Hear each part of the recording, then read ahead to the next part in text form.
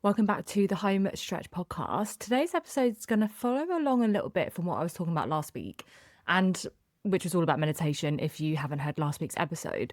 But I didn't really want to just talk about meditation today. I wanted to talk about sort of multiple things that have filled my cup recently that I think you might benefit from as well. And again, they're going to seem maybe a little bit like, we already know this, Luce. We already know it's good for you. Tell us something else. So I'm going to try and give you some tips that have helped me get out of a rut because last week, I know I spoke about this in my last episode, but I honestly felt so weird.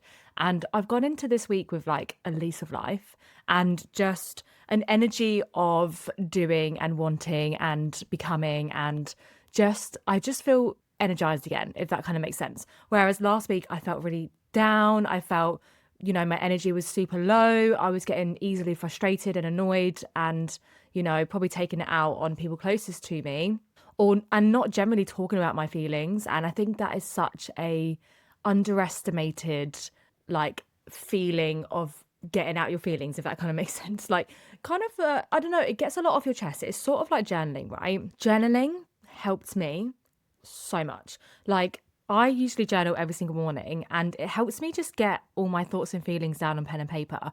And I don't know if it's kind of physically or symbolically in my mind, but it basically helps me to empty my mind. And after journaling, I swear to you, my mind feels so clear. I feel like I've dealt with those emotions, so I can kind of move past them. And I just think it's such an easy form of self-help kind of therapy. You can get a pen and paper from near enough anywhere. You've probably got one in your drawer right now. So if you're ever feeling like short or angry or just feeling you need to get out your emotions somehow, grab a pen and paper and just write down how you're feeling. And I promise you, after you finish the last word on that piece of paper, it kind of like empties your brain, so you don't have space to like sit with those not nice feelings anymore. Does that kind of make sense? So that is probably the one thing that I've done a lot more recently, is just journaled my thoughts and feelings. And you know what? Communication is key. And it sounds so simple and easy, but just communicating your thoughts and feelings with people really helps you deal with them. And there's been a few kind of situations recently where people haven't really communicated their thoughts and feelings towards me and seem to be talking about it to a lot of other people but me. So I've not really known anything that's gone on apart from being like not communicated with until recently with someone else, was like someone separate, about something that other people have like wrong with me or against me or something. And that sort of stuff really frustrates me because if no one voices their opinion, I can't help any kind of situation about how anyone's feeling. I can't, help people understand if there's been miscommunication with something. Like if that initial feeling towards me or anyone in general is there and you haven't communicated that, how can the issue be resolved? To be honest, I've grown so much as a person where I am very open and honest with my communication now. If something bothers me, I will tell someone straight up pretty soon after something annoys me, whether that's my closest friend, like my best friend. If we have never argued ever, which I love, but the only time that I've like been a little bit annoyed about something, I brought it to her straight away and it got dealt with straight away. And that is the power of communication. If you don't tell people how you feel, you can't expect them to be mind readers and know how you feel. And it's the same in relationships as well. If you have a problem about something, you can't expect your partner to just read your mind. You have to tell them about it. And that's how you deal with things. Like you can't just keep things bottled up, because that is when things build and then explode. The best thing to do is just communicate your feelings. It's literally as simple as that. So without getting too deep into what's going on in my personal life right now, yeah, today I just wanted to kind of dive into a few things that have helped fill my cup recently, because I have felt weird and different, and maybe it's because spiritually all of this stuff has been going on in the background and I've had no idea about it. Who knows? But I feel like I've found my spark again. And, it's so easy to get put in a hole and stay there, and the only person that can actually get yourself out of it is you. So things are going to be very different for different people in terms of what fills your cup as well. And I love the saying where it's like, you have to make sure that your cup is full to be able to pour into others. And that is so true. And I am always one for putting myself first, even though it sounds really selfish and it sounds like a bit, I don't know, you think about yourself. Well, yes, if I don't, then I won't be able to give my love and my whatever to other people. I need to fill my cup up on my own. If I don't feel good within myself, how do other people around me expect me to like be like on good form and good energy? Do you know what I mean? So I do think looking after number one, who is yourself, is like the best thing. Obviously, I don't have children, so I don't understand those feelings of having to put your children first and putting your all into them. I mean, I do have a dog, and we do put her kind of needs and stuff in line with us, but not above us, if that kind of makes sense. So I guess that's kind of similar. But with children, I think it is a bit different. But again, not had kids, so I don't know. In terms of filling your cup up, when you're feeling in a bit of a rut or you're feeling a bit down or your energy just isn't there, meditation that I spoke about before is obviously the number one thing I think anyone should do. I think just even jumping on a YouTube meditation for 10, 15 minutes, half an hour is probably best. Like the longer, the better. It's going to instantly put you in the present moment and make those thoughts and feelings that you don't want kind of disappear in that moment.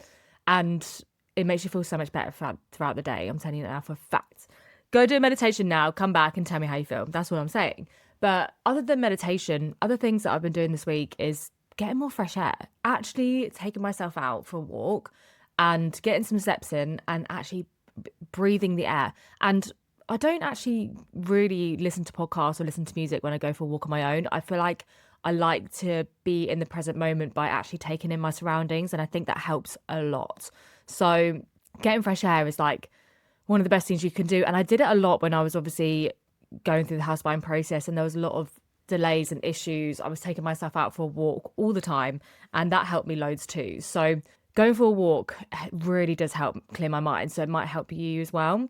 And then other things, one thing that I didn't do any differently last week, which I'm quite surprised about, to be honest, is keep up with my sort of gym routine and physical exercise, because usually when I'm down or not feeling myself, I usually don't go to the gym or I don't look after my body in terms of physical activity. So the fact that I carried on doing that and I still didn't feel like loads better at the start of the week is interesting. But I will say I still had the energy and the oomph and the motivation to still do my physical exercise. So I think that's good and positive, and it probably helped me from getting like into a deeper hole, to be fair. So if you do have a general physical routine or workout, definitely try and keep that up, or try and do more of it if you feel like that helps clear your mind and clear your head. Because after I've been to the gym, I feel so much better all the time. Like me and Nathan did a class yesterday. It's called body conditioning, and it's basically like an hour-long HIIT workout,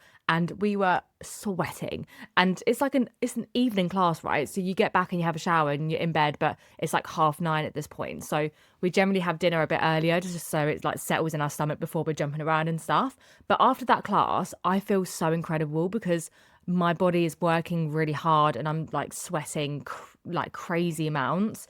And I just generally feel like it helps my cardiovascular system like get better.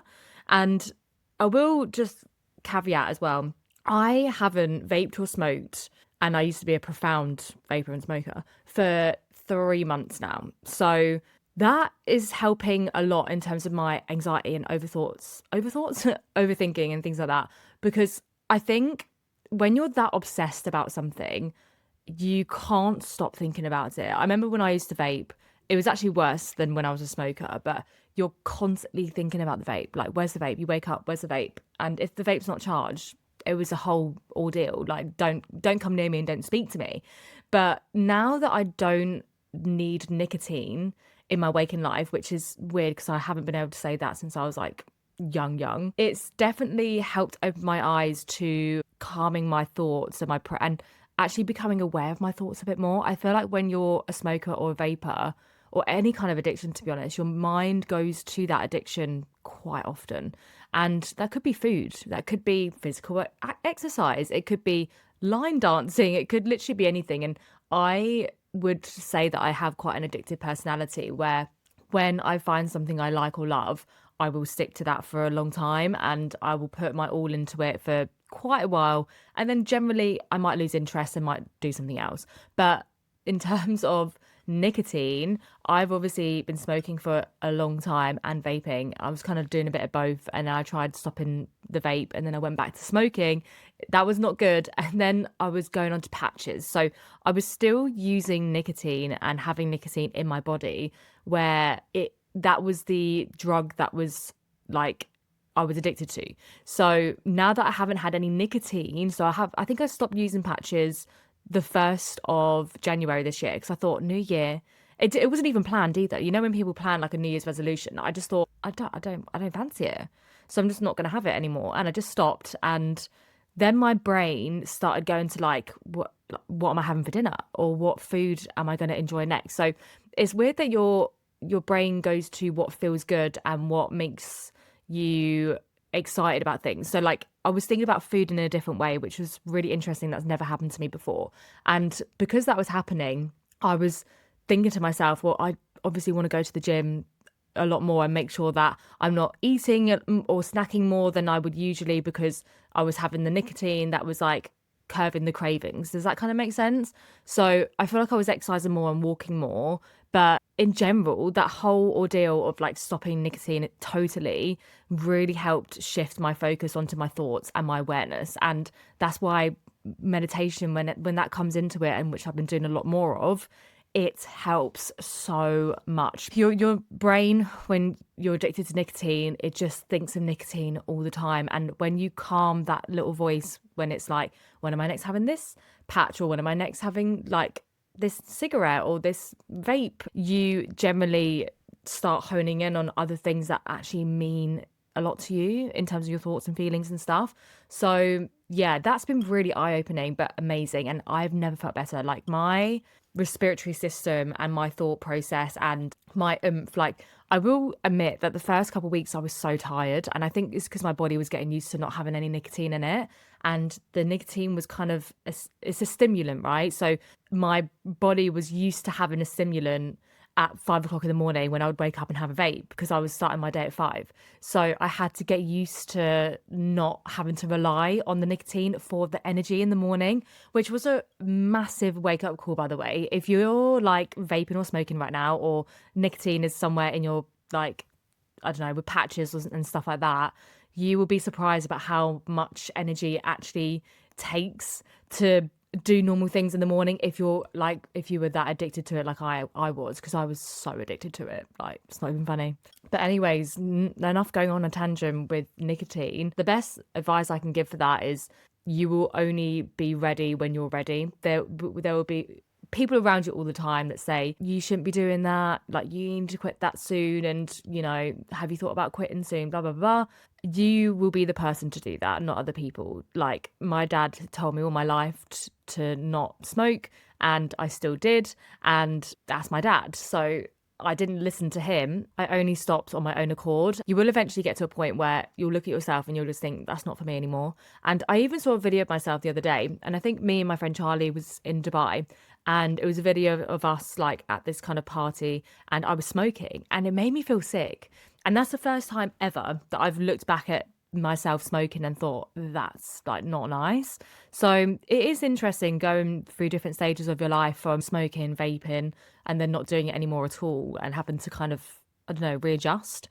But I think going back to the main point of this video, because I feel like I've gone off on a tangent on nicotine and smoking and stuff, but I do think that has helped calm my thoughts a little bit. And I used to be such an anxious overthinker person, but I think stopping the nicotine, it's really helped like calm me down. And they obviously, people think that when you have a cigarette it calms you down, but it's doing the opposite. Like it's actually causing an increase in your physical things in your body. So realistically, it's not actually calming you down. It's just your mind thinking that you're calm, but it's not. Like your body is not. So it's a mind over matter type thing. And I do think that my like I haven't really felt that anxious this year, whereas generally I do have spurts of like feeling a little bit anxious here and there, or having to calm myself down in situations, whereas like this year I've been very chill, and I do think that has been a part of it. So do look at stopping that sort of addiction if you can, or I don't know, at the end of the day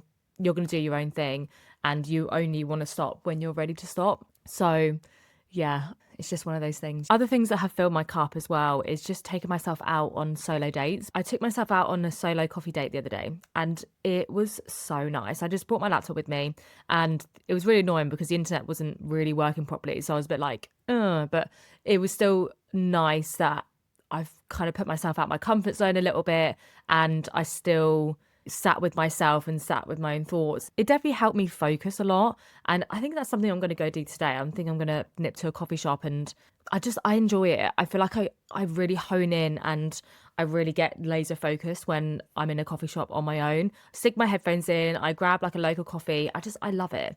And I do think that that's one thing in my local area that there's not much of, like nice, sit down, cool vibe kind of coffee shop. So I feel like I need to drive like 5 or 10 minutes to actually go to a decent one. So that's actually one thing that is missing in my local area, which I would love because I would be there down there probably once a week. And that's another thing. Because I work on my own and self-employed, obviously I've got a business with my sister and our friend, but I feel like because I work majority of the time, I would say 95% in my house is where I work. And I have my little desk area, but it's so easy just to like bring my laptop down here into the living room and work from here. I think sometimes working here constantly sends me a bit crazy. I think I actually need to put myself out there a bit more, go to a coffee shop at least once a week and actually not feel like I'm kind of trapped in these four walls, even though I love my house and I love working here and I love being able to just go down, make a coffee, not have to spend too much money, that sort of thing. I do think getting out and about sets my brain a little bit in a focused motivation mode, if that kind of makes sense. I just need that maybe a bit of human contact with other people other than Nathan and my sister. Just having a different environment, I think really helps shifts your focus. And I went to a coffee shop, I think about 2 weeks ago, and I was there for like 2 hours and I was so laser focused and I got so much work done. So I do think it's easier for me to procrastinate here and also harder for me to procrastinate in a coffee shop because people are around. I feel like I can't really mess about. It just really helps me stay focused. And I am going to hold myself accountable and I'm going to tell myself that for every day in March, for every single week, I'm going to work in a different coffee shop or a different cafe or a different environment for at least 2 to 3 hours. And I'm going to see how that helps with my productivity and my focus and motivation and proactivity, because I do think sometimes that being in this house is so easy to do the dishwasher. It's easy to, get distracted, especially with TV. I am quite bad with TV. That's one thing that I think wasn't helping my rotting of my brain of just watching TV all the time. So that's another thing that I think will really help if you're trying to clear your mind and whatever. Just try to not binge TV series too much. Putting your time into other things like journaling or meditating or doing yoga or moving your body, I think have so much more benefits than just sitting there and watching a series for like 2 days, Must admit that I am really bad for that, or I used to be. I would sit there and binge a TV series in literally like a day or two. And that is something that has changed a little bit in the past couple of weeks / a month or so. So that's definitely something to take away as well. Be aware of your TV consumption. Is it a little bit over the top? Do you watch a little bit too much TV? Is that something you can hone back a little bit? Or maybe say to yourself, instead of watching 3 hours worth of TV after work, cut that down to 2 hours and do that 1 hour of some form of mindfulness, whether that's colouring or journaling or listening to, I don't know, frequency music or affirmations or just anything that's going to light you up or that sort of thing. I definitely think keep that in mind. Try to not brain rot by watching loads of TV because, that has not helped me in the past at all. So that wraps up today's episode. I hope you found something in there useful or inspires you to do something a bit different. Maybe that's a bit of mindfulness, a bit of meditation, or just something that's not going to make you feel like you need to doom scroll for hours on end, because that also is not good. Try to cut your phone time down, your screen time down, and read a book, pick up a book, do some colouring in, something that's going to make you present in the present moment and not daydream, procrastinate, and not feel productive at all. So we don't want that. Thank you so much for listening, and I hope to see you on the next episode.